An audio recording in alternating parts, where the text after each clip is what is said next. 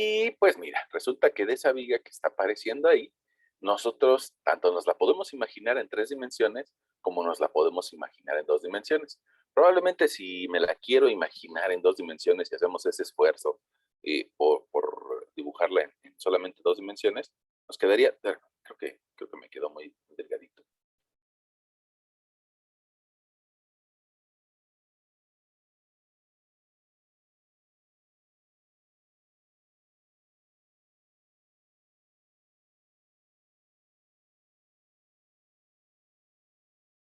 Ahí está. Y ahora quisiera que tuviera también, un poco de orilla. Bueno, ahí creo que nos estamos imaginando todos, una viga, nada más que en la parte de arriba nos estamos imaginando en 3 dimensiones, en la parte de abajo, pues, tal vez me la voy a imaginar solamente en 2 dimensiones, en un plano, ¿no? Bueno, ahora, por qué regresamos a este tema de las vigas? Bueno, pues, prácticamente es nuestro tema de todo el semestre, ¿no? Nada más que esa viga, pues, como decíamos, está asociada a 3 ejes coordenados. En la gran mayoría de las ocasiones podríamos colocar aquí en el centro de esa sección un eje que vaya hacia arriba, un eje que vaya eh, hacia la derecha y hacia abajo, y otro eje que tenga una cierta profundidad. Ahora, eso, pues lo colocamos a nuestra conveniencia, ¿no? A veces nos conviene que el sistema coordenado sea, por decirlo de alguna forma, mira, te lo vuelvo a dibujar por acá arribita, a veces nos conviene que el sistema coordenado sea Y, X y que la Z esté hacia el fondo. A veces nos conviene, a veces nos ayuda que esté así, pero hay otras ocasiones en las que nos conviene tal vez considerar que hacia arriba está la Y, hacia allá está la X y hacia el otro sentido está la Z. Entonces va a depender un poquito de cómo nos convienen las cosas y cómo nos conviene ubicarnos, ¿no? Ahora, eso de los sistemas, de los ejes coordenados, pues va a depender de nuestro problema o de nuestras condiciones que nosotros queramos, pues, observar, ¿no? Eh, yo espero que no nos cause ningún conflicto en que en alguna ocasión lo manejemos de una forma y en otra de otra. Ahora, para como lo hemos venido manejando en nuestro semestre, yo tal vez soy más de la idea de que para esa viga el eje de las X sea longitudinal sobre el eje vertical, o pongamos el eje de las Y, y tal vez aquí nos quedaría el eje de las Z. Nada más que probablemente el día de hoy eso te saque un poquito de onda, ¿no? Ahorita te platico por qué. Bueno, ahora, si tenemos eso, resulta que nosotros tendríamos una vista, aquí déjame, te lo pongo, ay, me fui del lado, ahí te lo estoy poniendo, ahí un eje de las X, así usualmente lo hemos venido acotando en nuestro curso para las vigas, tal vez un eje de las Y, y tendríamos un corte o una sección transversal. Déjame ver, así con este plumón verde, tratar de hacerte un corte. Mira, ahí estoy em, trazándose esa línea de corte y yo alcanzaría a ver algo así, ¿no? Algo como la pieza que está ahí de color verde. Ahora, esa misma pieza de color verde, te la pongo por acá, resulta que a eso le llamamos sección transversal.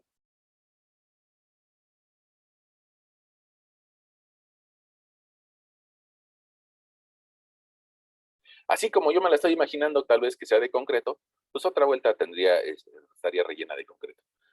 Mira, ahora, en esa sección transversal, pues resulta que el eje de las Y quedaría hacia arriba y probablemente a partir de su centroide tendría el eje de las Z. Y probablemente aquí nos hagamos un poquito de bolas, ¿no? Te decía, en algunas ocasiones nos conviene utilizar un sistema coordenado así, y en otras ocasiones nos conviene utilizar otro sistema coordenado donde sea Y, YZ.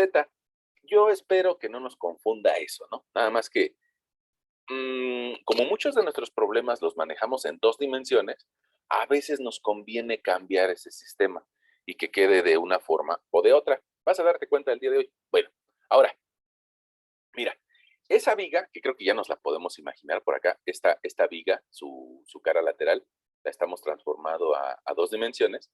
¿Qué pasaría si yo le aplico una cierta carga? Le voy a poner aquí una carga con carga naranja, ¿no? Fíjate, aquí le voy a aplicar una serie de cargas, llámese F1, F2, F3, F4. Bueno, esa serie de cargas, si yo me imagino un sistema real, pues yo creo que no es tan difícil imaginarnos que va a provocar una deformación en la viga. Entonces, un poquito más abajo, te voy a volver a dibujar esa viga, a ver si lo puedo hacer, a ver si nos seguimos. Mira, pero ahora nada más como que punteada, ¿sale? Ahí está la misma viga, su condición inicial, su apoyo 1, su apoyo 2, y resulta que con esa serie de cargas, lo más probable es de que ahora mi viga quede pandeada. O sea, voy a exagerarlo, evidentemente, para que nos entendamos un poco más. Pues, estoy exagerando la viga deformada. Ahora, esta viga deformada, si quieres la dibujo su contorno de color morado. Ahí está mi viga deformada. Bueno, fíjate que cada una de las secciones internas, ah, cada una de las secciones internas de esa viga fue rotando para lograr esta configuración deformada. A ver, ¿cómo que fue rotando? Ah, sí, mira. ¿Te acuerdas de que hace rato yo encontré una sección verde? Voy a volver a tomar mi plumón verde, ¿sale? ¿Te acuerdas de que hace algunos minutos yo te hablaba de una sección verde o de un corte verde? Ahí está, ahí se alcanza a ver el corte verde. Bueno, ahora, ese mismo corte verde en la sección original tal vez yo lo podría ver aquí y estaba completamente en dirección al eje de las Y, estaba completamente vertical. Sin embargo, esta misma sección verde, voy a ponerla aquí, sección transversal. Esa misma sección transversal, si me la imagino en la figura exagerada donde ya logró girar o ya logró deformarse la viga, pues resulta que ahora no va a estar apuntando hacia arriba, sino que ahora va a estar un poquito inclinada. Y va a ser la misma sección transversal. Ok, ahora, si hacemos ese mismo experimento, tal vez en un lugar que esté un poco más cerca del apoyo, pues lo más seguro es de que voy a tener otra sección transversal que también de forma inicial, antes de que llegáramos a cargarla, estaba vertical y que después rotó. Ah, y entonces eso significa que si yo tengo muchas secciones transversales de esa viga, muchas de esas secciones transversales de esa viga, en la configuración deformada van a estar rotadas, van a girar respecto a su eje local.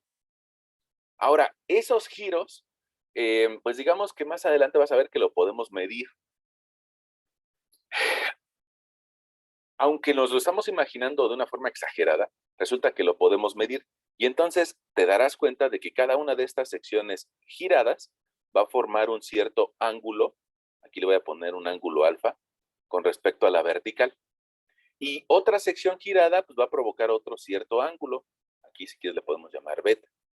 Bueno, entonces algo que me gustaría que tú observaras es de que cada una de esas secciones que rotaron son igualitas a la sección transversal. Entonces, esas secciones rotan o giran.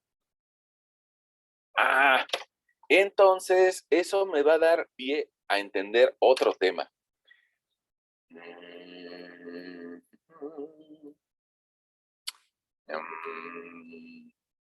¿Cómo le podría yo hacer? Bueno, miren, déjenme salirme de esta vista, de este dibujo. Me importa que se lo imaginen, ¿no?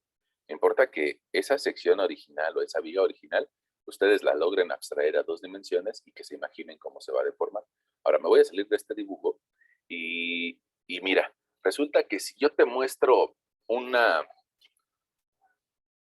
elemento como podría ser una agenda viejita, pues esta agenda nos puede servir para imaginarnos la viga que veíamos hace un rato. Nos puede servir, ¿no? Ahora, esta agenda o una calculadora, cualquiera de las dos, o un celular, tú también lo tienes a la mano, resulta que nosotros nos damos cuenta de que tiene una cierta sección transversal. Si la colocamos así, un poco vertical, pero también lo podríamos colocar así, de forma horizontal. Nuestra experiencia, nuestra forma de ver la vida, de vivirla, nos ha permitido entender algunas cosas de ella, ¿no? Y nos permite identificar que, pongamos, si yo esta calculadora la intento cargar o le intento aplicar una fuerza en la parte alta y la quiero doblar apoyándome apoyándome en los extremos, mira, en este extremo y en este extremo me apoyo, y en la parte central yo le quisiera hacer una fuerza para tratar de doblarla, me va a costar mucho trabajo. Es más, no lo voy a lograr hacer, a pesar de intentar doblarla, ¿sale? Pero ¿qué pasa si la hago horizontal? Y yo le aplico la misma fuerza y la intento doblar. Así sí lo podría hacer. Podría aplicarle una fuerza lo suficientemente grande como para lograr curvearla. E incluso, mira, yo creo que hasta ves una fisura en la parte de abajo de donde está la tecla Shift. Ahí ves una fisura. Y mira, si le aplico un poquito de fuerza, se abre. ¡Ay, se abrió! ¡Ay, se abrió! ¡Ay, se abrió! Bueno, si le aplicamos mucha fuerza en este sentido, va a ser más fácil que se deforme. Bueno, ahora, ¿eso qué tiene que ver con nuestra imagen o con nuestro dibujo que estábamos haciendo? Bueno, pues se vuelve a compartir mi pantalla. Y resulta que esta viga, usualmente ustedes ahí en su casa o en algún edificio que hayan visto, usualmente se darán cuenta de que esas vigas casi siempre, se colocan verticales, esa sección transversal. ¿Por qué verticales? Pues porque, por lo mismo que te explicaba ahorita con la calculadora, ¿no? Porque así aguantan más. En cambio, si alguien las quisiera colocar horizontal, horizontales, horizontales, perdón, evidentemente que aguantarían menos. Eso es algo de lo que hemos aprendido gracias a nuestra capacidad de observación. Resulta que así la viga tiene una mayor resistencia a recibir una serie de fuerzas que si la colocamos así. Puede ser que ustedes tengan a la mano su celular, si quieren aplicarle una fuerza, aplíquensela y se van a dar cuenta de que en uno de los sentidos van a sentir que probablemente se quiebre y en el otro de los sentidos no. Bueno, ahora, eso de forma muy simple, alguien diría que tiene más resistencia. Alguien diría, no, pues es que la posición, por decirte algo, la posición A con respecto a la posición B, la posición A tiene más resistencia. Pero no sé, tal vez estoy imaginándome yo eso, ¿no? No sé, una pregunta. ¿Ustedes cómo ven? ¿Sí creen que la posición A tenga más resistencia o creen que la posición B tenga más resistencia? Yo digo que sí está bien. Bueno, que la A tiene más ¿no? resistencia. Ok. Creo que dos personas nos dijeron que la A tiene más resistencia. Ahora, desgraciadamente la palabra resistencia es un poquito más difícil de entender. Entonces, quitemos esta palabra resistencia porque ahorita ni siquiera sabemos cuánto resiste, ¿no? Sino que nada más es una propiedad geométrica.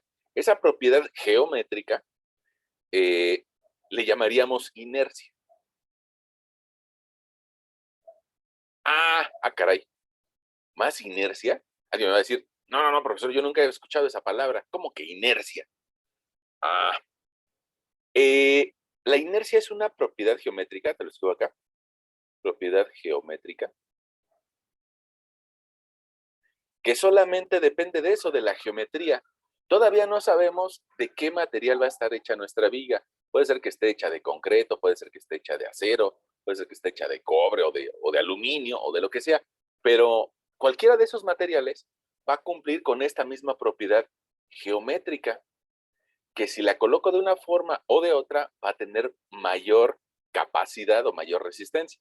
Ok, y de ahí se deriva un tema que se llama momentos de inercia, que sería nuestro título del día de hoy. Hay personas que luego me dicen, oye, hoy qué estamos viendo, ¿cómo se llama lo que estamos viendo el día de hoy? Bueno, lo del día de hoy se llama momentos de inercia. Hay gente que le gusta pues ir en orden y escribir todo con mucho orden, ¿no? Bueno, yo, a mí usualmente me gusta más bien como que plantear una idea y después encontrarle el, el título, ¿no? Bueno, nuestro tema de hoy podríamos llamarle momentos de inercia. Resulta que esos momentos de inercia, pues también lo podemos consultar en nuestro libro de estática. Mira, momentos de inercia en el capítulo 10. Y seguramente ustedes me van a decir, ay, profesor, usted se equivocó de curso. Yo ya estoy en el curso de resistencia de materiales. ¿Por qué me sigue hablando de cosas de estática? Bueno, pues porque en tu escuela, en la escuela en la que estás inscrito, nos dicen que debemos de hablar de ese tema todavía en el curso de resistencia de materiales, en el programa oficial. Probablemente algún profesor no lo vea, pero en el programa oficial dice que lo debemos de hablar. Y entonces para eso hago referencia otra vuelta al texto que hemos venido ocupando, el Hibeler, y me voy a la página 529. Ahí está, 529 momentos de inercia. Ahora, fíjate que el concepto de momento de inercia es un poquito difícil de identificar. Mira, vamos a ver si, mira, este texto la verdad está un poquito complejo. Vamos a ver si nos dice algo. Voy a hacerle un poquito de zoom, a ver si nos dice algo. Vamos a ver. Dice, definición de momentos de inercia para áreas. Siempre que una carga distribuida actúa de forma perpendicular a un área y que su intensidad varía linealmente, el cálculo del momento de la distribución de carga con respecto a un eje implicará una cantidad llamada momento de inercia de área, lo cual nos quedó muy claro, ¿no? A todos. Dice, por ejemplo, considere la placa de la figura tal. Y nos habla, mira, nos empieza a hablar de unas integrales. Fíjate, al integral, el diferencial de momento de toda el área de la placa M resulta la integral y cuadrada diferencial de área. Se denomina momento de inercia. Ok, mira, aquí está la definición de momento de inercia. La integral y cuadrada diferencial de área se denomina momento de inercia IX respecto al eje de las X. Lo cual, pues, también como que no está muy claro, ¿no? Esa definición de momento de inercia. Es un problema que muchos ingenieros tienen a la hora de definir el momento de inercia. No es fácil de definirlo. Mira, déjame ir a la siguiente página, donde parece como que nos da otra definición. Mira, dice, momento de inercia. Por definición, los momentos de inercia de un área, diferencial de área, con respecto a los ejes X y Y, son diferencial de inercia en X igual a Y cuadrada, diferencial de área, diferencial de inercia en Y, igual a X cuadrada, diferencial de área, respectivamente. Los momentos de inercia se detectan por integración, se determinan por integración de toda el área. Es decir, como que aquí lo que nos está diciendo este muchacho, el Hibeler, nos está diciendo, no te lo puedo expresar con palabras, pero te lo digo con una expresión matemática. Pues parecería como que no nos dijo nada, ¿no? Parecería como que nos dice, mira, esta es la fórmula y, y, y pues no sé qué significa, ¿no? Pero ahí está. Casi casi es lo que nos dijo el Hibeler, ¿no? O tal vez lo que nos dijo es demasiado complejo para que lo entendamos, como lo decía en el primer renglón, en la primera parte. Entonces vamos a ver si Wikipedia tiene una mejor definición. Para eso vamos a ver nuestro Google que sabe todo. Y vamos a pedirle que nos dé la definición de momento de inercia. A ver, momento de inercia, definición. Mira, si yo me meto a esta definición de Google, vamos a ver qué nos dice.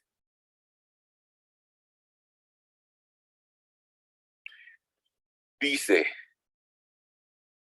momento de inercia, símbolo I, es una medida de la inercia rotacional de un cuerpo.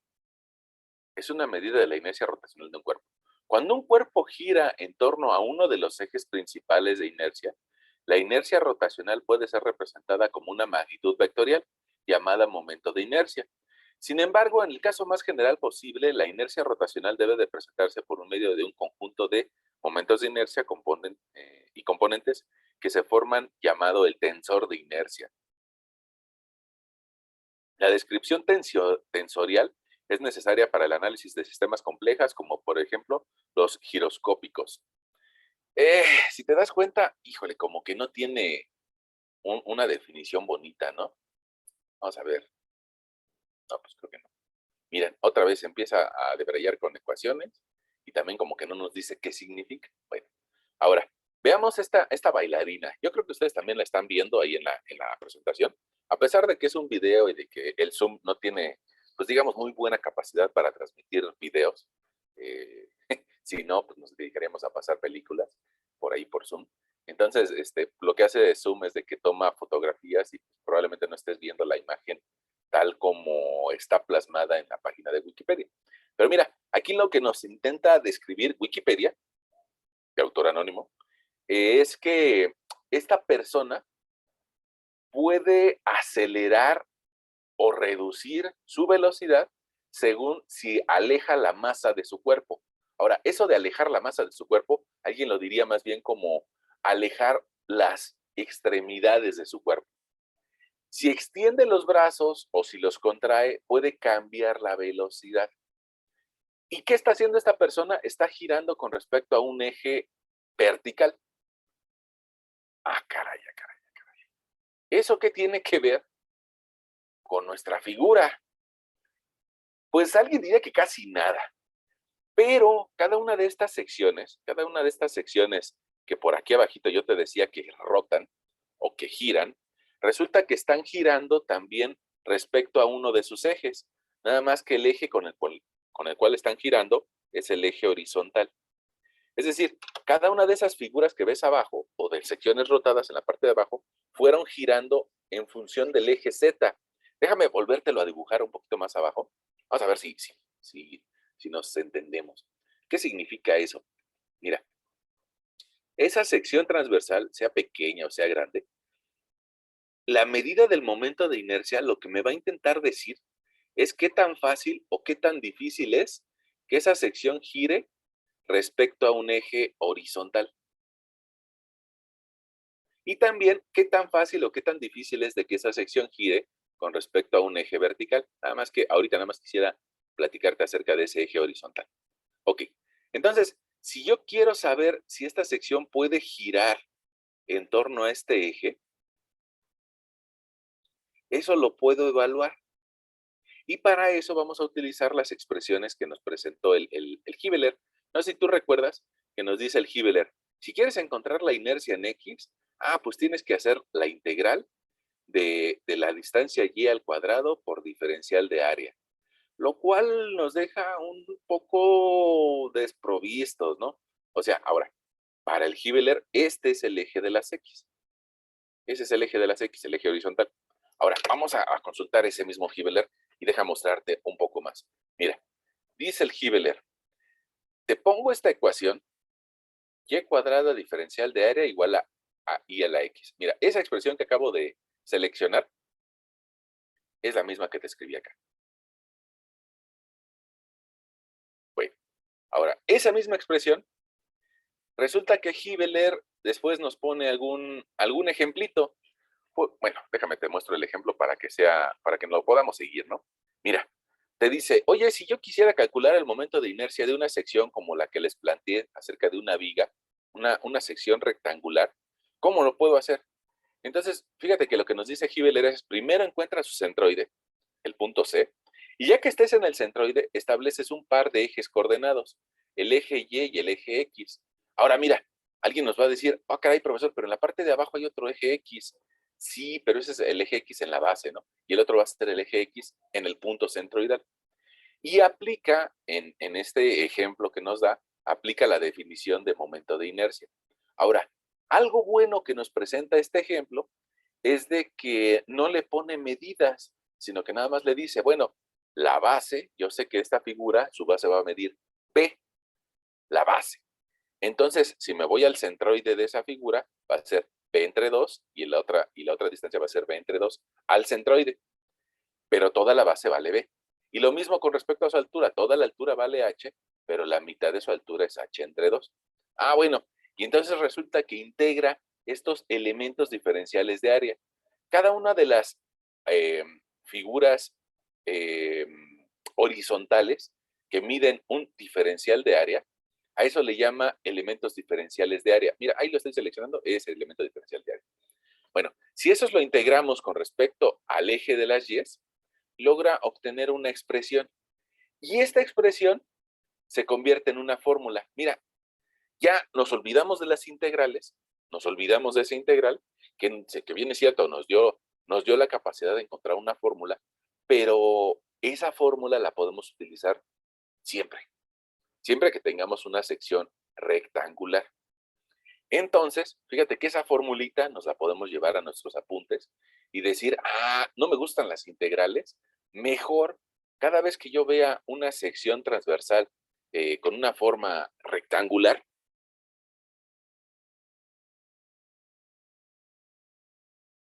una sección transversal con forma rectangular que tiene una dimensión de base B y de altura H, y que yo ubico su centroide o ubico su punto medular, su punto medio, su centroide en base entre 2 y H entre 2, es decir, ahí coloco mis ejes X y Y. Pues entonces resulta que la formulita que nos da Hibbeler, después de hacer algunas integrales, nos dice, la inercia con respecto al eje de las X la puedes calcular como PH cúbica entre 12. Mira, probablemente no me creas, ¿no? Y probablemente me digas, oye, profesor, ¿seguro que lo escribió bien? Déjame hacerla chiquita. Está, ya la hice chiquita. Y mira, si te das cuenta, esta inercia en X, ahí la está escribiendo como BH cúbica entre 12. BH cúbica entre 12. Y eso es una fórmula que me va a servir siempre que tenga una sección rectangular. Ok, y resulta que unos renglones más abajo, Hibbeler hace lo mismo, pero ahora con respecto al otro eje, con respecto al eje de las Y. Y mira, resulta que con respecto al eje de las Y, encuentra una fórmula análoga. Inercia con respecto al eje vertical va a ser igual a, mira, a propósito te lo voy a escribir distinto, B cúbica por H entre 12. Mira, si te das cuenta es la misma fórmula, nada más que en una de las dos va el término H al cubo y en la otra va el término B al cubo. ¿Y eso de qué va a depender? Va a depender de cómo va a girar la sección.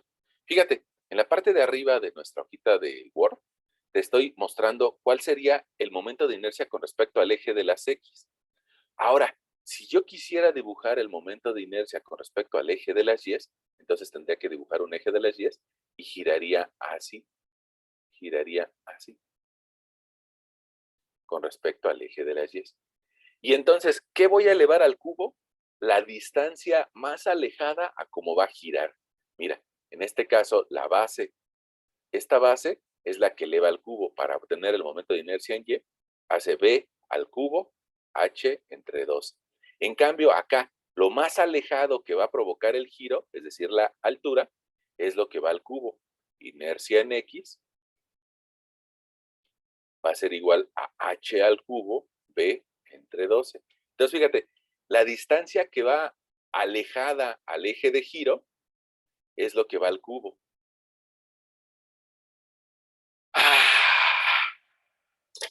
Ahora, esa es una fórmula, ¿eh?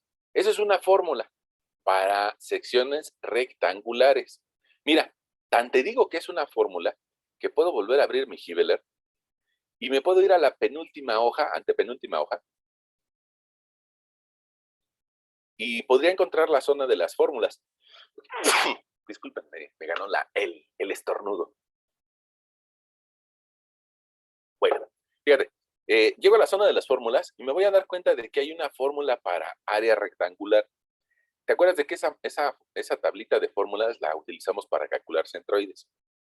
Bueno, resulta que para el área rectangular me dice, la inercia en X es BH cúbica entre 12 y la inercia en Y es HB cúbica entre 12. Este par de formulitas son las mismas que acabamos de nosotros escribir en Word. Ahí está.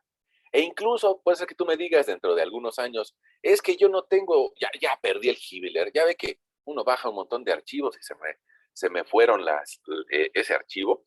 Bueno, pues entonces le puedo decir a Google, que sabe todo, momento de inercia rectángulo. Y entonces le digo, dame el momento de inercia del rectángulo, buscamos en las imágenes y seguramente nos vamos a encontrar su formulación. Probablemente nos encontremos muchas tablas. Mira, vamos a abrir esta, a ver si nos la muestra de una forma rápida. Dice el rincón del ingeniero, rectángulo. Vamos a entrarla, a ver, vamos a visitarla, a ver si no se tarda mucho en abrirla. Mientras podemos ir buscando otra. Mira esta, yo creo que se ve grandota. También vamos a visitarla. Porque probablemente alguien de ustedes diga, yo no tengo ese libro. Bueno, está bien. Mira, aquí es en referencia al Biran Johnson. Biran Johnson y otros autores. Históricamente se llama Biran Johnson. Mira, ay, no, momentos de inercia, propiedades de inercia, inercia. Aquí, esta tablita debería de estar, nada más que se ve muy chiquita. A ver, ahí está, ya se amplió. Mira, dice que si lo calculas con respecto al eje X y al eje Y prima, es decir, el que está en el centroide, va a ocupar BH cúbica entre 12, B cúbica H entre 12. Ojo, y te pone otros momentos de inercia, pero con respecto a una esquina, al eje X y al eje Y. Entonces, la fórmula que yo te escribí en Word es considerando el punto centroidal. Por eso nosotros platicamos acerca de centroides antes de este tema, porque es necesario calcularlo antes de llegar al momento de inercia. Entonces, mira, por acá alcanzas a ver las fórmulas, las mismas que vienen en el Giveler. Vamos a meternos a otra página. Esta otra página se llama Clases de Mecánica. Órale, pues. Momento de inercia, nos pone su definición. Y mira, aquí está, lo mismo, ¿no? Nos dice, si quieres calcular el momento de inercia con respecto al eje X y al eje Y, nada más que aquí lo que hacen es de que le ponen un acento. Déjame darle zoom para que lo veas. Mira, si te das cuenta, este X y esta Y tienen una línea arribita, como un acento. Y eso lo que nos quiere decir es de que está con respecto al centroide. Otra vuelta, BH cúbica entre 12, B cúbica H entre 12. Si no lo quiero calcular con respecto a ese punto centroidal, si lo quiero calcular respecto a la esquina, hay otra fórmula. ¿Ya está? Bueno, ahora, pregunta. Este, bueno, hasta aquí tenemos algún problema.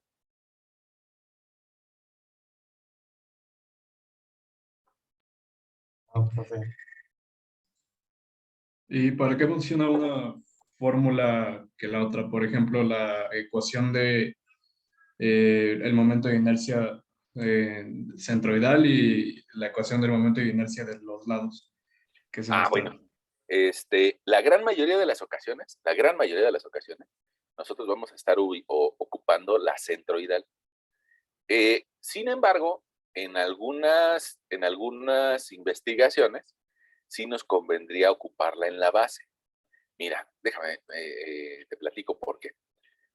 Te platico por qué. Porque, mira, cuando nosotros veíamos este tema de centroides, nosotros decíamos, es que hay algunas figuras que tienen una configuración rara, ¿no? Por ahí, pues estoy imaginando una figura rara. Resulta que nosotros para aplicar este concepto de momento de inercia, también vamos a dividir nuestras figuras en figuras más simples. Vamos a encontrar el centroide de cada una de ellas y en base a estas coordenadas centroidales, para nosotros casi siempre vamos a estar ubicando nuestra fórmula como BH cúbica entre 12. Casi siempre. ¿Por qué? Porque estamos encontrando sus coordenadas centroidales para poder analizar la figura compleja. ¿Cuándo ocuparíamos la otra? Pongamos cuando quisiéramos calcular em, una, ¿cómo se llama? Una bisagra. Fíjate, no sé si tú te recuerdas cómo trabaja una bisagra. Vamos a imaginarnos aquí. Una bisagra como que la que nos permite abrir la puerta, ¿no? Ahí está una bisagra. Resulta que esa bisagra gira con respecto a la base. Entonces, el giro que tiene siempre va a ser con respecto a la base. Para analizar el giro de esa bisagra, sí requeriríamos el momento de inercia a partir de una base o un eje coordenado que no está en el centroide de la bisagra. Mira, aquí le voy a dar un poquito de cuerpo a esta bisagra, que sea verde. Ahí está mi bisagra verde. Ahí está la bisagra verde.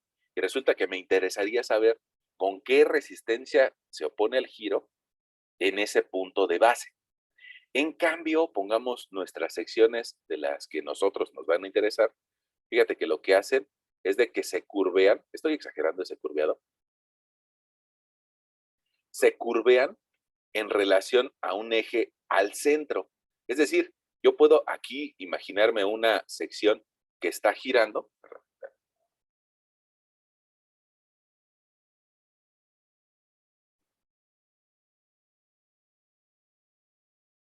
Esa sección está girando con respecto a un eje que pasa por su centroide. Ahí está su centroide. Entonces, cada una de las figuras que empiece a girar, siempre lo va a hacer con respecto a su centroide.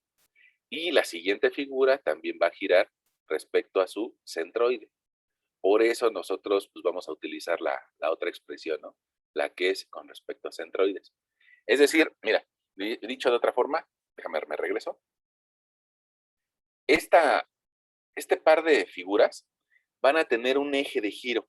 Ese eje de giro, lo estoy dibujando aquí con rojo, la estoy dibujando con rojo, ahí voy con rojo, ahí voy con rojo, ahí voy con rojo. A ese eje de giro le llamamos eje neutro. ¿Y eso qué significa? ¿Por qué se llama eje neutro? Ah, porque en la parte de abajo de ese eje neutro, las fuerzas van a ser de tensión.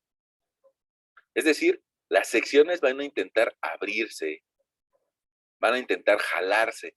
Alguien diría despanzurrarse, en un lenguaje muy mexicano, ¿no? Despanzurrarse. Y en la parte de arriba, las fuerzas van a ser al revés. En la parte de arriba se va a presentar que la viga va a intentar comprimirse. Ahora, eso sobre la sección transversal nos va a dar pie a imaginarnos algunas cosas. A partir de ese eje neutro, que está ubicado precisamente donde está el centroide, eje neutro, pues resulta que la parte de abajo va a estar sometida a tensión y la parte de arriba está sometida a compresión.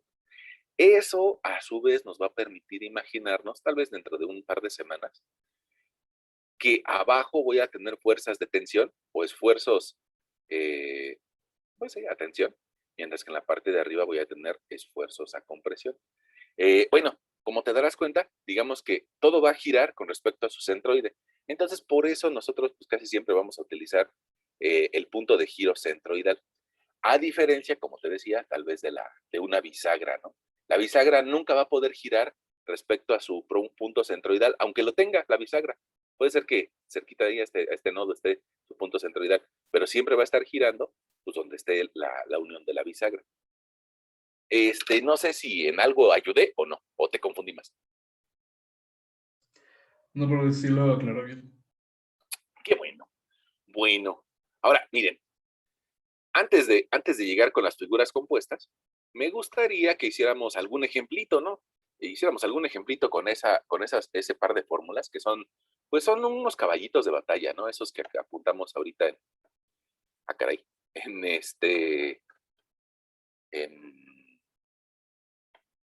en Word. Nada más que no sé por qué no está funcionando mi plumita. Déjenme volver a conectarla. Ahí ya me conecté.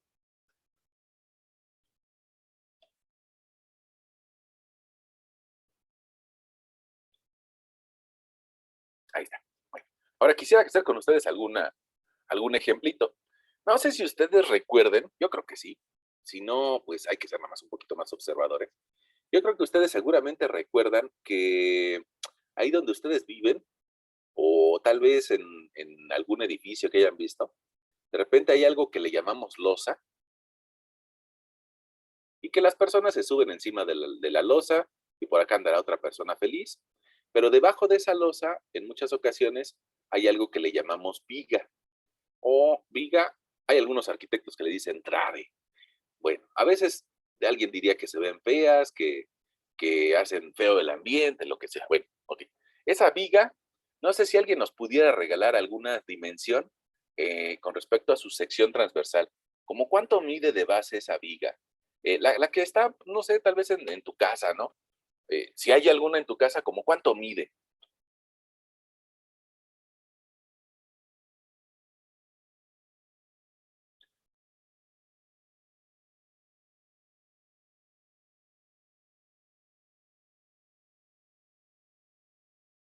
¿Cómo cuánto mide de base? ¿Unos 15 centímetros? Sí, las de las casas comunes, pues más o menos son lo que miden, 15, 20 centímetros. Una pregunta, no sé si han sido observadores, ¿cómo cuánto tiene de alto? Unos 20, 25 aprox. Ok, 25 centímetros. Mira, tal vez es algo que te voy a decir por primera vez, pero usualmente esa viga se genera considerando también el espacio de la losa. Entonces habría que agregarle el espesor de la losa. ¿Cómo de cuánto es el espesor de la losa? 15 centímetros, 10. Vamos a considerarle 10 centímetros. Honestamente, si no lo han medido nunca, es una buena oportunidad para que tomen su flexómetro o para que tomen su escalímetro y ahora que tengan un poquito de tiempo, pónganse a medir cuánto mide la losa de su casa, ¿no? Cuánto mide la trave de su casa. Hay que ser muy observadores, ¿no? Bueno, entonces ahí ya tenemos nuestra sección y resulta que esa sección que yo te dibujé, incluyendo la losa, tiene una base, ustedes me dijeron, una base de 15 centímetros y tiene en total una altura, una H, igual a 35 centímetros. Y resulta que esa sección, pues lo más común en nuestras casas, donde nosotros vivimos, es de que sean de concreto. Ahora, le podemos hacer uso de este par de fórmulas, que ya vimos que las tiene Google y que las tiene Elvira Johnson y que las tiene pues todo el mundo, y podemos sustituirlas, ¿no? La inercia con respecto al eje de las X va a ser igual a BH cúbica entre 12. Me van a decir, oiga, profesor, ¿por qué la volvió a escribir si allá arriba está la fórmula? Ah, pues porque me interesa que te la aprendas de memoria, ¿no? BH cúbica entre 12. Y entonces, pues no importa si te la vuelvo a repetir, ¿no? Es BH cúbica entre 12, ¿vale? BH cúbica entre 12, ahí está. Entonces nada más sustituimos nuestra B, en este caso serían 15 centímetros.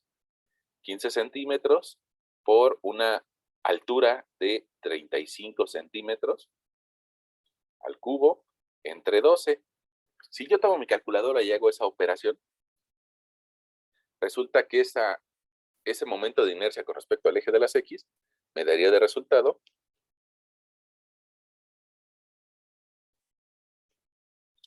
a mí me dio 53,594. Ok, ahora fíjate las unidades. Aquí vamos a elevar los centímetros al cubo. Y después lo vamos a multiplicar por unos centímetros lineales.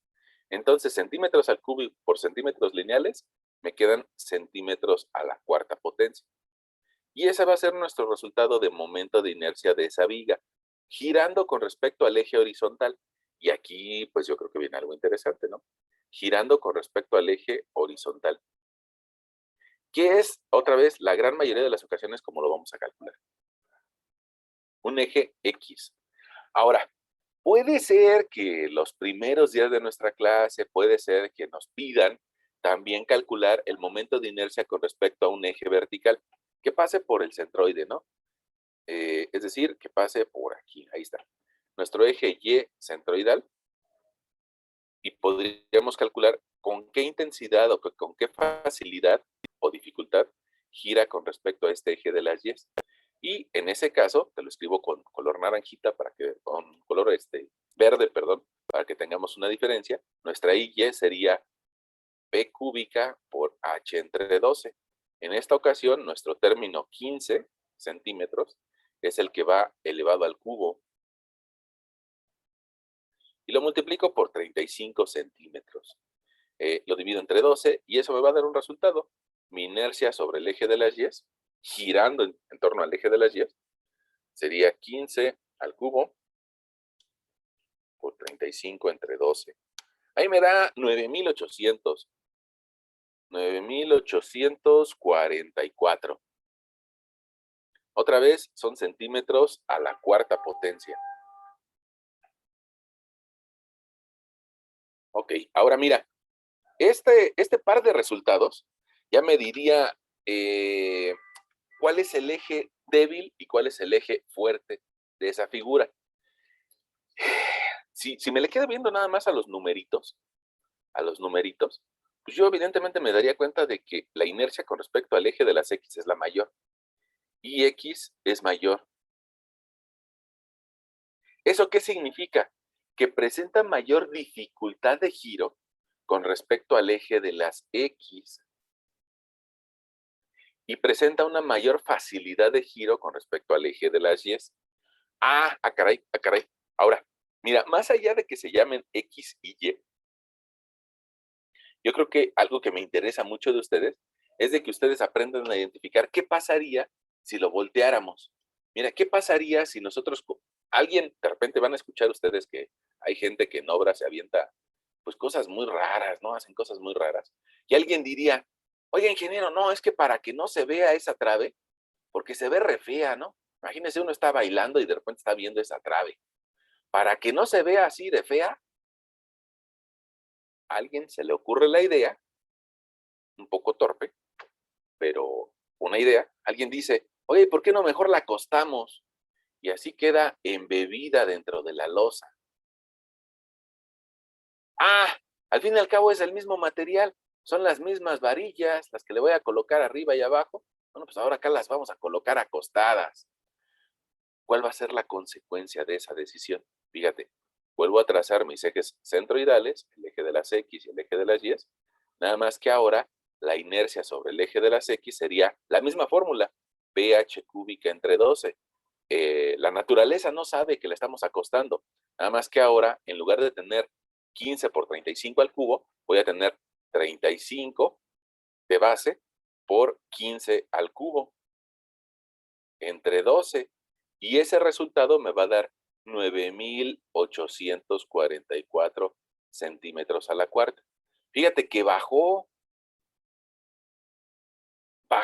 porque a alguien se le ocurrió que podíamos ocultar esa trave para que se vea bonito, así el plafón se ve horizontal, ¿no? Bonito. Bueno, esa es una torpeza, ¿no? Por no decirle de otra forma. Bueno, resulta que la propiedad geométrica de esa viga se la estamos matando si la queremos acostar.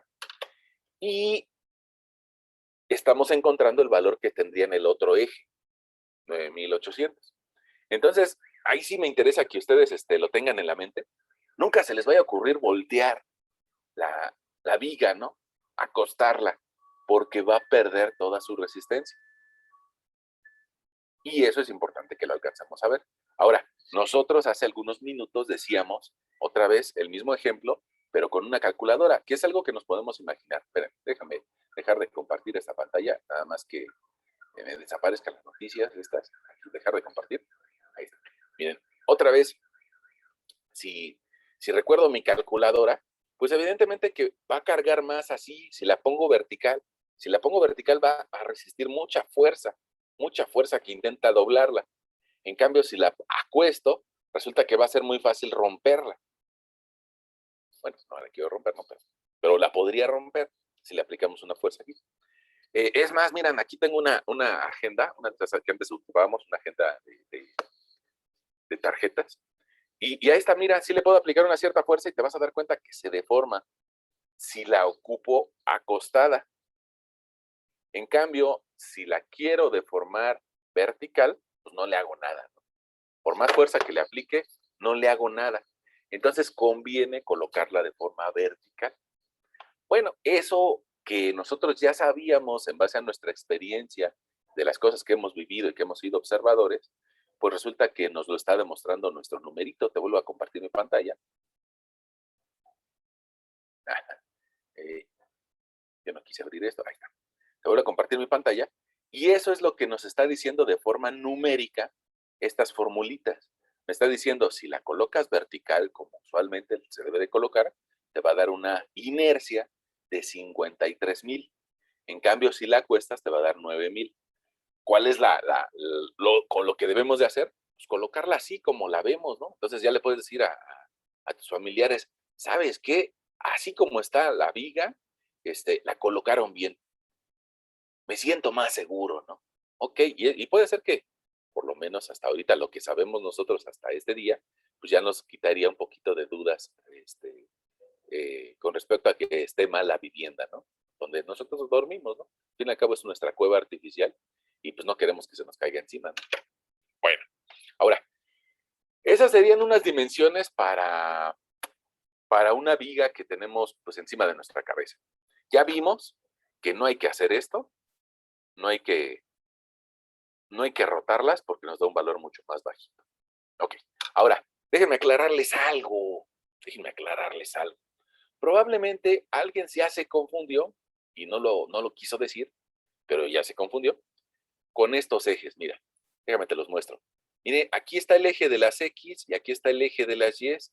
Y así como está en este eje de las X y de las Y, así me dieron las fórmulas. Y probablemente alguien diga, oiga, pero es que cuando hemos resuelto vigas, esos no son los ejes. Y me regreso a la condición que platicábamos al inicio. Mira, usualmente cuando resolvemos vigas, el eje longitudinal es el eje de las X. Y eso a algunas personas les genera mucho conflicto. Pero yo espero que ustedes no. Yo espero que ustedes alcancen a observar que si nada más voy a trabajar un problema en 2 dimensiones, pues lo lógico es de que cambie mi sistema coordenado a X y Y, es decir, al que les mostré hace algunos minutos para resolver nuestra viga. Al X y Y sobre la sección transversal, pero si analizo mi problema de forma tridimensional, pues va a tener ventaja esta X en el sentido longitudinal. Bueno, esperemos que eso no les confunda, esperemos que eso no los haga titubear. Y bueno, siempre probablemente en nuestras tareas habrá que escribir en base al sistema coordenado que te muestra, ¿no? Y también pongamos una de las tareas que ustedes están resolviendo, me parece que es sobre centroides. Yo les digo ahí en la tarea, oiga, respeta el sistema coordenado que tiene, porque si lo cambias ya no vamos a llegar a los mismos resultados. Y ya está. Bueno, ahora miren, me gustaría, yo creo que, pues esta historia como que de una sola pieza, como que no nos enseña nada, ¿no? Ahora, fíjense, déjenme mostrarles que en el Giveler, estábamos en la página 528, me parece. Mira, precisamente cuando empieza a hablar de secciones o de momentos de inercia, nos pone vigas metálicas. Y nos pone vigas metálicas porque es un tema en donde se utiliza mucho las vigas metálicas en momentos de inercia. Ahora, ¿por qué se utiliza mucho? Por esto. Porque es una sección compuesta. Déjame hacerle zoom. Yo creo que se ve, pero de todas formas me gustaría hacerle zoom. Y resulta que cuando yo tengo secciones compuestas, que no son solamente como la de mi casa, ¿no? Alguien diría, es que en mi casa no hay vigas de acero, sino hay vigas de concreto. Ah, bueno, pero en alguna ocasión vamos a utilizar una viga de acero. Y si te das cuenta, es una viga que tiene 2 partes alejadas del centro. Y precisamente esa es la gran ventaja de esas vigas, que concentra la masa fuera del centro. Ahora, mira, esa viga te la voy a dibujar en nuestra hojita de Word. Bueno, voy a tratar de dibujarla, ¿no? A veces me quedan medio feas, pero voy a tratar de dibujarla. Ahí va mi viga ahí. Ahí está mi patín superior. A esta parte que estoy dibujando se le llama alma y después un patín inferior. Bueno, ahora, si me queda chueca, pues ustedes disculparán, ¿no? ¿Qué alcanzamos a ver de esa figura? Usualmente el alma o la parte central mide menos, es un poquito más esbelta, usualmente. No siempre, ¿no? Pero usualmente el alma es más delgada. Y los patines son más robustos o más anchos. Ahora, vamos a ponerle aquí a nuestro lector que esto se llama alma. Probablemente sea la primera vez que lo ve. Esta parte se llama alma. Y la parte superior y la parte inferior le decimos patín. Patín superior, patín inferior. Bueno. Antes de meternos a calcular su momento de inercia de esta pieza, necesitamos saber el centroide de toda la pieza. Y resulta que como es una figura compuesta,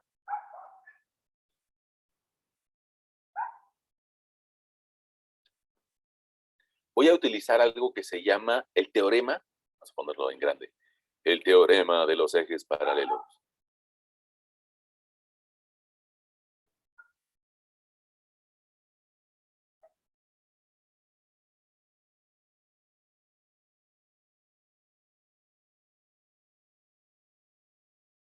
Suena como un nombre científico, ¿no? Como nombre de una novela de ciencia ficción.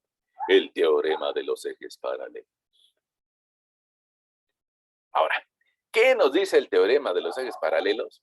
Pues prácticamente al igual que con la fórmula de momento de inercia, pues más que explicarlo, podríamos anotar una fórmula, ¿no?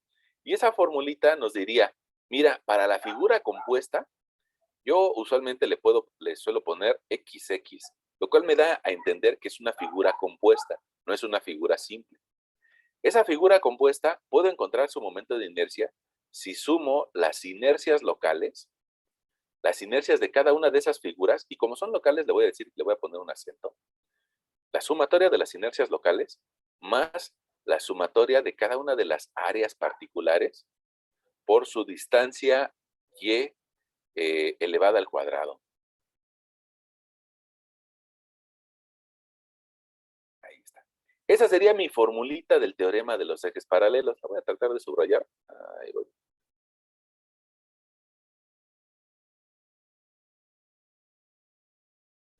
Esa sería la expresión o la fórmula del teorema de los ejes paralelos. De la misma forma o de forma análoga, alguien diría, pues también podría escribir la expresión para el eje Y.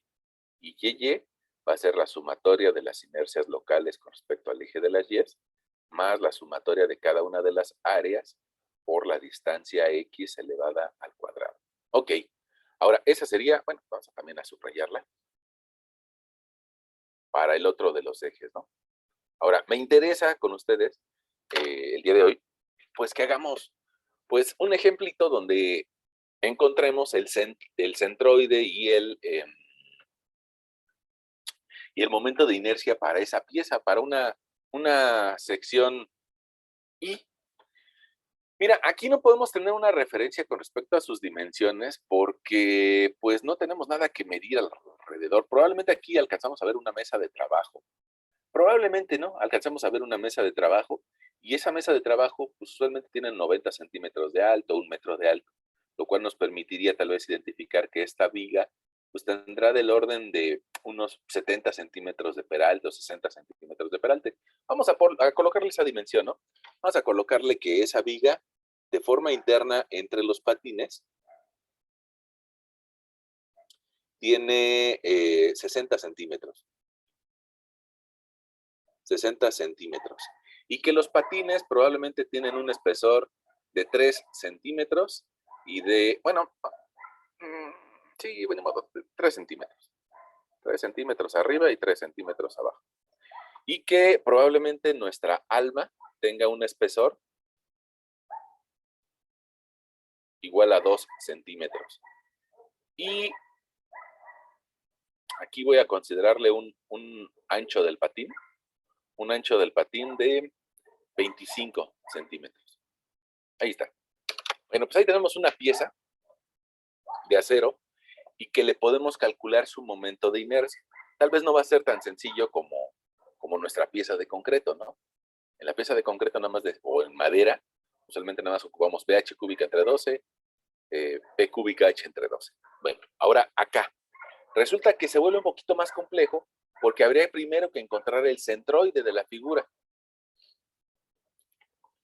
Yo creo que aunque podría parecer más complejo, pues tú te darás cuenta de que, mira, de algo, de que la parte de arriba mide lo mismo que la parte de abajo. Es decir, que son simétricas con respecto a un eje central. Y que lo que yo tengo a la izquierda es lo mismo que tengo a la derecha. También es simétrica respecto a un eje vertical. Entonces, pues prácticamente ya sabemos dónde está el centroide, ¿no? No sé si nos queda claro dónde está el centroide. Ahora, yo creo que sí nos queda claro y me voy a permitir escribirlo con un colorcito rojo. Para eso, mira, voy a dibujarte por aquí. Ahí está mi centroide en el eje de las Y. Y aquí estaría mi centro sobre el eje de las X. Ahí están las coordenadas ya centroidales. Ahora, va a haber problemas en donde requiramos primero calcularlo y luego hacer el siguiente procedimiento, ¿no? Pero en este que está muy sencillo, que es de nuestros primeros problemas, yo creo que es fácil de identificar. Lo mismo nos pasó hace rato, ¿no? Hace rato nosotros dijimos, mira, este centroide está tan sencillo que ni siquiera lo calculamos, ¿no? Sabemos que estaba AH entre 2 y AB entre 2. Bueno, acá de la misma forma, como que ya nos estamos imaginando dónde está el centroide. Ahora, para aplicar esta formulita, ese par de formulitas, pues tendríamos que generar una tablita. Entonces me voy a permitir insertar una tabla. Y esa tabla la voy a asociar a 3 cuerpos, ¿no? A este cuerpo de arriba le podemos llamar patín superior. Patín superior. A este cuerpo de abajo le podemos llamar patín inferior. Y el alma. Entonces, pues aquí ya tengo mis 3 cuerpos. Así como está, los vamos a seguir llamando.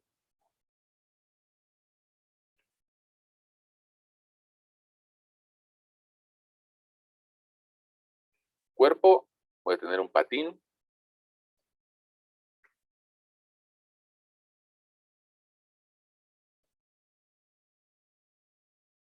Voy a tener un alma y un patín inferior. Ahí está. Patín. Lleva acento, patín. Se va a enojar mi maestra de la primaria, ¿no? Va a decir que tanto ponerme a hacer planas acerca de las palabras esdrújulas y graves y no aprendí nada. Y yo creo que eso se debe en parte a que tenemos tecnología y que la tecnología nos corrige, ¿no? La tecnología en muchas ocasiones pues nos hace olvidarnos acerca de las reglas ortográficas porque pues nos corrige, inclusive en el WhatsApp nos dice si estamos escribiendo con alguna falta ortográfica, ¿no? Así hay que ser un poquito observadores. Bueno, ahí estoy formando mi tablita, no sé por qué. Voy a meter a la disposición. Ahí estoy formando mi tablita, ¿no? Y resulta que mi tabla voy a aplicar unas sumas, entonces pues requiero que la parte de abajo sea un poquito más gruesa y que mis letreros de cabeceros también sean un poquito más gruesos. Bueno, ahora, cada una de esas figuras parciales requiero su área.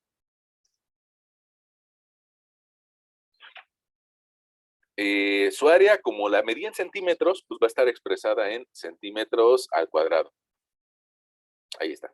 Pongamos, el área del patín superior va a ser de 3 por 25, ¿no? Si yo tomo mi calculadora y multiplico 3 por 25, me va a dar un área de 75 centímetros cuadrados.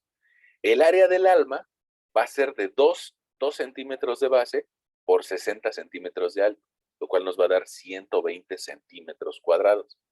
Y el patín inferior mide lo mismo, 3 por 25 nos va a dar 75 centímetros cuadrados. Bueno, después voy a necesitar, aquí la fórmula me lo dice, me dice que voy a necesitar las inercias locales, las inercias IX locales. No sé si lo pueda hacer. Aquí. Esas inercias IX locales van a estar expresadas en centímetros a la cuarta potencia. Déjame ver si me pudiera meter aquí ya ves que es un procesador de textos.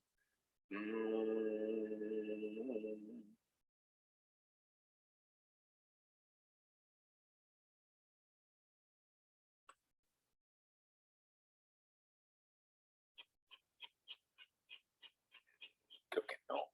Sí, alguna vez me acuerdo de ver me acuerdo que alguna vez le puse el acento, pero no me acuerdo cómo le podría hacer. ¿Qué es lo de menos, no? Al fin y al cabo ya entiendo que son inercias locales. Aquí está echado.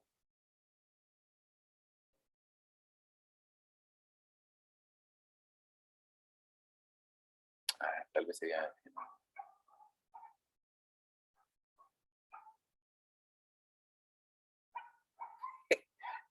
es lo de menos, ¿eh? Honestamente no me quita el sueño eso. Es más, se lo podemos dibujar con nuestro lápiz. Vamos a dibujárselo, vamos a ponérselo así a la brava, ¿no?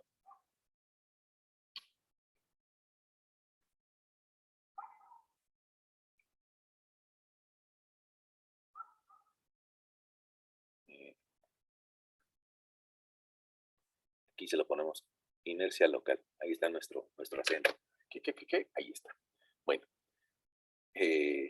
ahora esa columna también la requiero para Y. Inercia Y. Y le pongo también su acento.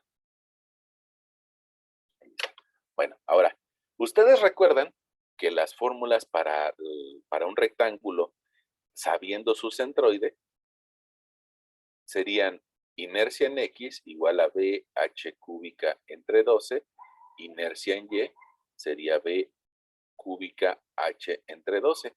Bueno, pues entonces para el patín superior, la base va a medir 25 centímetros.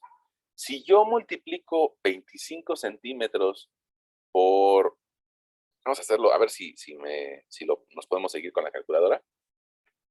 Si yo multiplico 25 de base por una altura de 3 centímetros al cubo, hacerlo por 3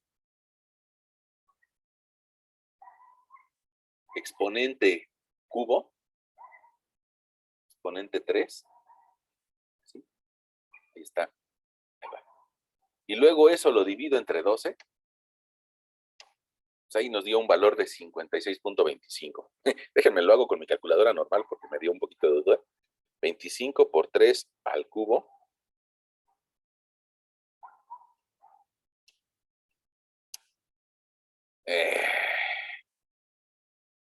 Sí, no me gustó. A ver, otra vez. 25 por 3 por 3 por 3 entre 12. Tal vez sea un poquito tosco.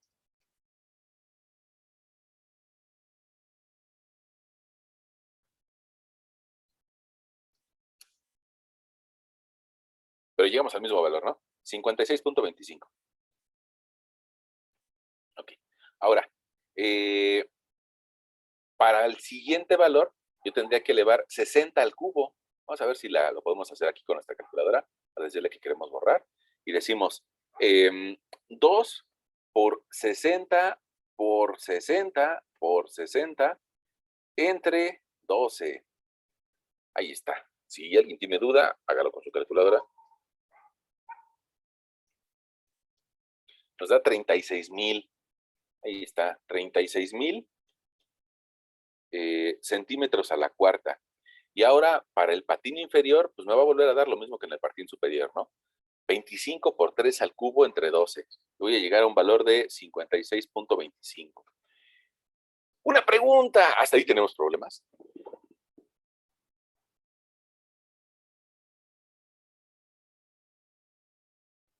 No, profe. No, profe. Ok. Bueno, si no tenemos problemas hasta ahí, voy a eliminar esta columna. Y la formulita esta, mira, en esta parte donde está la primera de las fórmulas en amarillo, me dice, suma esos valores de las inercias locales. Entonces, pues de una vez lo sumamos, ¿no? Si sumamos 36,000 más 2 veces 56.25,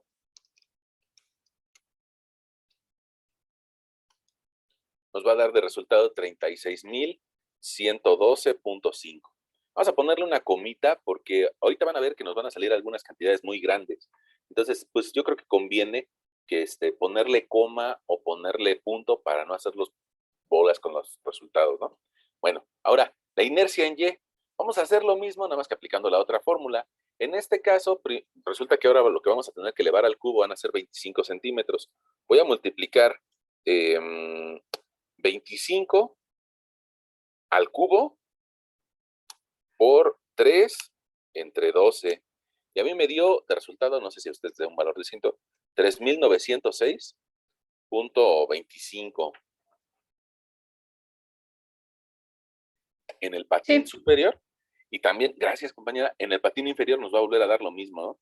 3,906.25. Ahora, en el alma, ¿cuánto vamos a tener? Pues ahora el término que va al cubo va a ser el 2 centímetros. Entonces, 2 al cubo por 60 entre 12. Resulta que nuestro momento de inercia con respecto al eje de las Y nos da 40. Hay que realizar esa suma.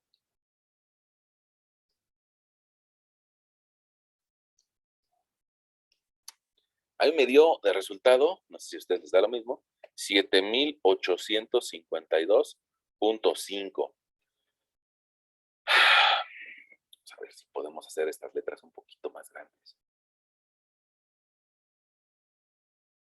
Ya pudimos.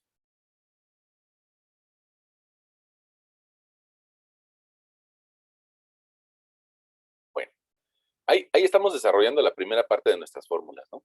Ahora, va a ser necesario que encontremos la distancia X y la distancia Y.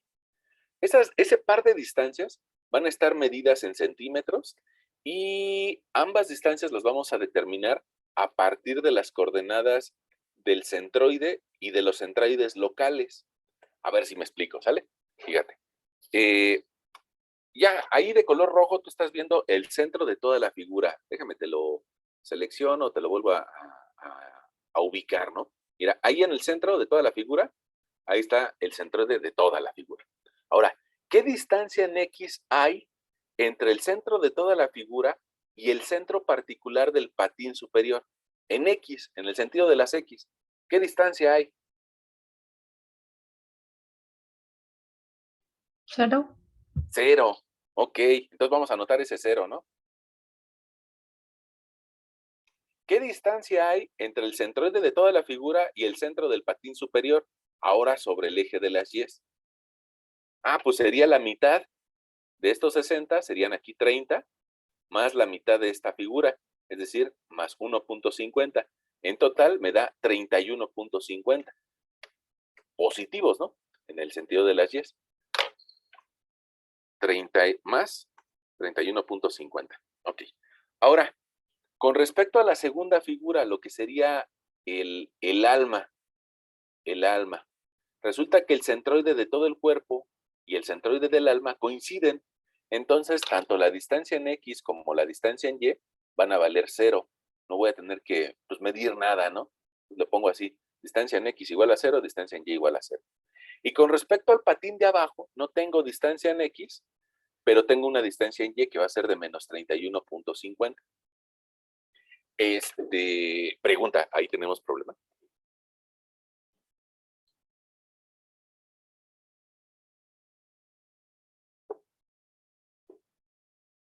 Creo que no. Bueno.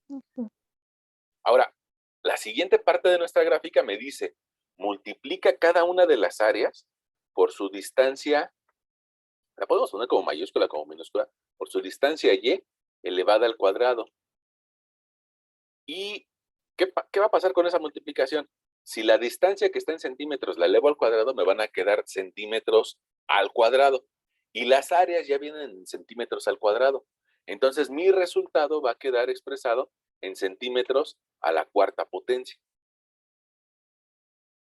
Y tanto voy a hacer eso con el sentido de las Y, como voy a hacer eso mismo con el sentido de las X.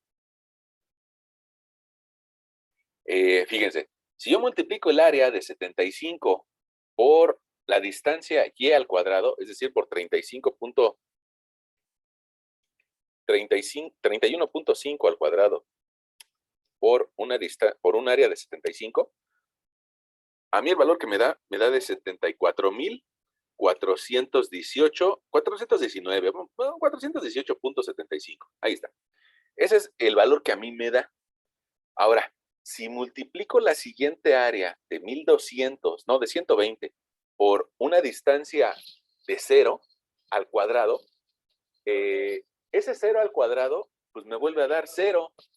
Entonces, pues voy a tener aquí 0 de multiplicación.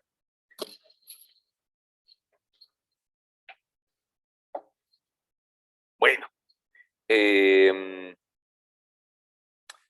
siguiente valor, si multiplico 75 por 31.50 al cuadrado, vamos a hacerlo, 31.50 al cuadrado por 75, pues me vuelve a dar 74,000. Alguien probablemente en ese momento nos diga, oiga, profesor, ¿no es negativo?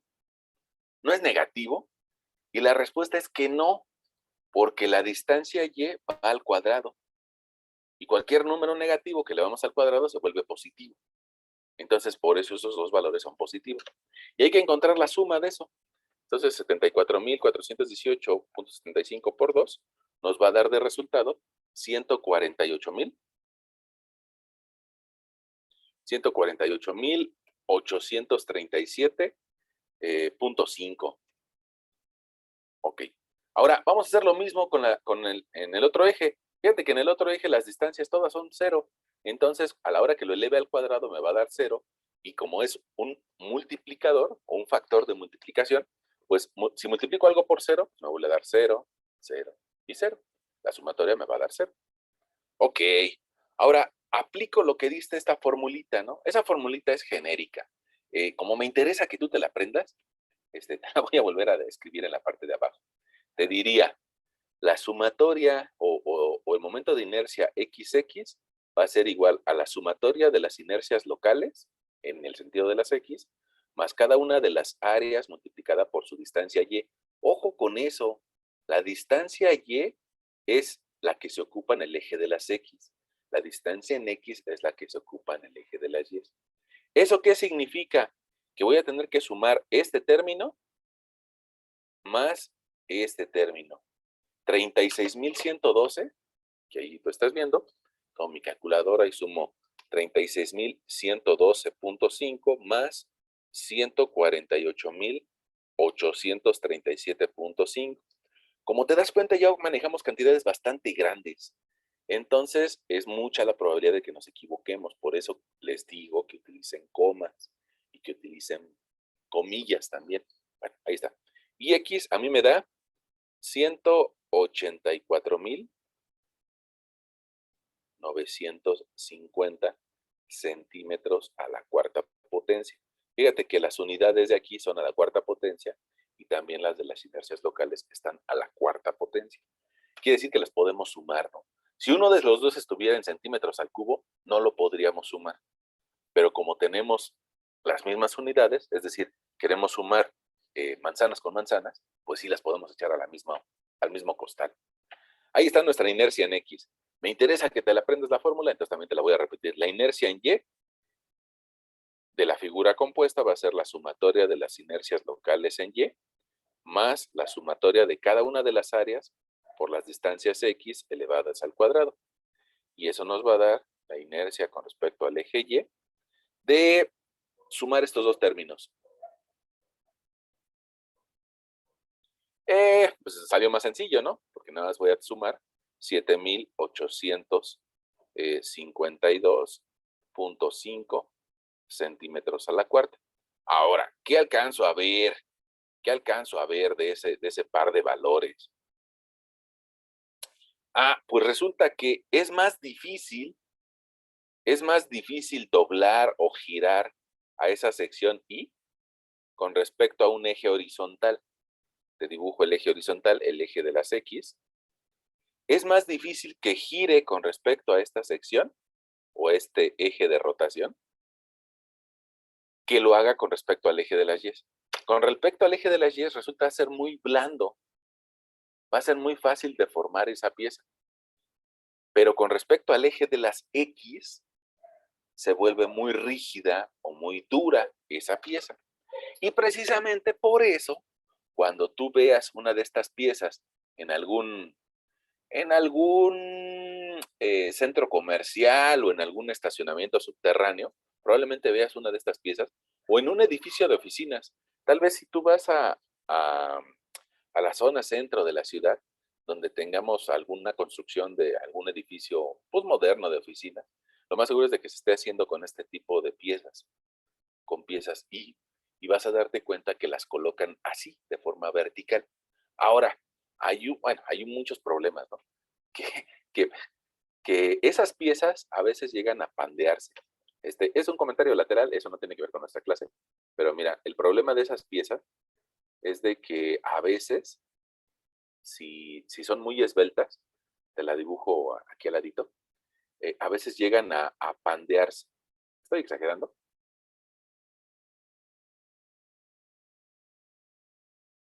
Y esta figura pandeada, estoy exagerando, ¿eh? Esta figura pandeada pues no va a cargar de la misma forma. Entonces, para evitar ese tipo de pandeos, se llegan a reforzar con algo que se llaman riostras. Pero eso, pues tal vez tú lo vas a ver en tu materia de diseño de acero, ¿no? Diseño de estructuras metálicas. Por eso, pues no podemos explicar todo en una sola materia, ¿no? Porque cada vez requerimos más conocimiento y por eso esa materia de estructuras de acero, que creo que tú la llevas en sexto, en séptimo semestre, te van a explicar que cada cierta distancia, esa viga requiere un refuerzo, llámese cartabón o llámese riostra. Entonces, a cada cierta distancia vamos a encontrar algunas piezas que impiden que la figura se pandee. Es decir, que se la podemos poner aquí e impedir la deformación de esa viga, ¿no? En un lado y en el otro, ¿no? Nadie sabe para qué lugar se va a ir. Para que no se pandee,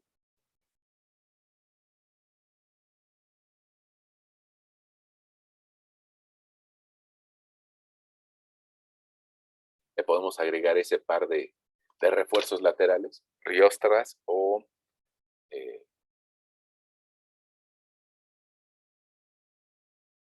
híjole, se me fue el otro nombre.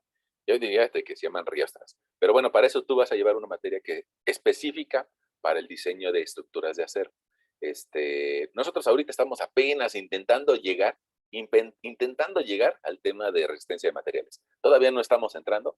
Ya estamos a un puntito, estamos a un par de clases de entrar ya a los conceptos de resistencia de materiales. Pero antes de entrar a los conceptos de resistencia de materiales, me interesaría que tú me dijeras si tuviste algún problema con este ejemplo o no.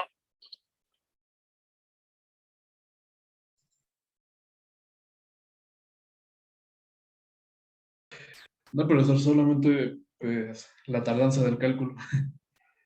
Uy, no es nada. No es nada. Fíjate, no, perdón por perdón si tal vez me reí, pero no, ese cálculo no se tarda nada comparado a lo que ustedes le van a dedicar de tiempo cuando ya tengan que analizar un proyecto completo, ¿no? Imagínate, alguien lo tiene que hacer, ¿no? Alguien lo tiene que hacer. Y no lo va a hacer el licenciado, ¿no? El licenciado de que ve los temas jurídicos. Lo va a hacer, pues, las personas técnicas.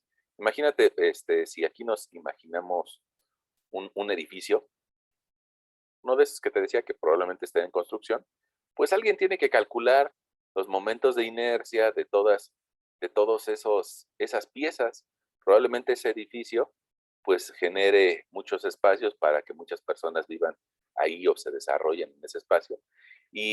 Pues mira, vas a tener una viga, otra viga, otra viga, otra viga, otra viga, otra viga. Y lo más sencillo, probablemente por eso los ingenieros civiles piensan así, dice, lo más seguro, o lo más sencillo, es de que la pieza que vas a ocupar en el nivel 2 sea la misma que ocupes en el nivel 3 y en el nivel 4 y en el nivel 5. Mira, los ingenieros civiles tienden a hacer las cosas de forma repetitiva. Mira, esta, que sea igual a esta, y que sea igual a esta, y que sea igual a esta. Y probablemente que sean las mismas en la otra dirección. Y las piezas intermedias que llevan, ¿no? Por eso dicen que los ingenieros civiles generan cajas de zapatos, porque son más fáciles de calcular, requieren menos tiempo. Pero pongamos, ya ven que ahora está de moda ese tipo de construcciones que no son igualitas, sino que, déjame buscar por acá.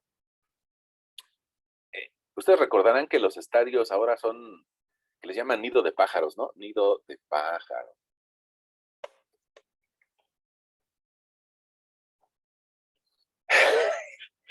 Este tipo de estructuras, pues se ponen bastante interesantes, ¿no?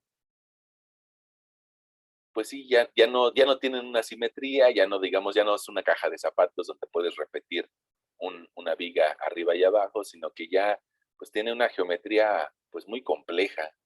Y pues alguien lo va a tener que calcular y no va a ser el licenciado. Profe, pero toda esa estructura, o sea, por ejemplo, todo ese nido, ¿no está cargando más que su propio peso o sí tiene que ver con la estructura?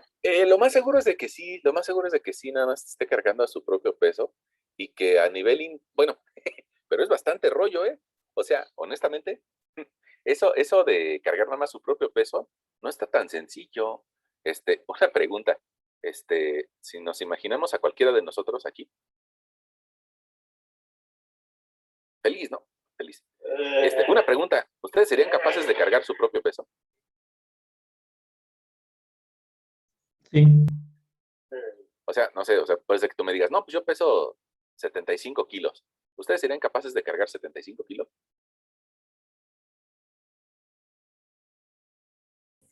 Un ratito.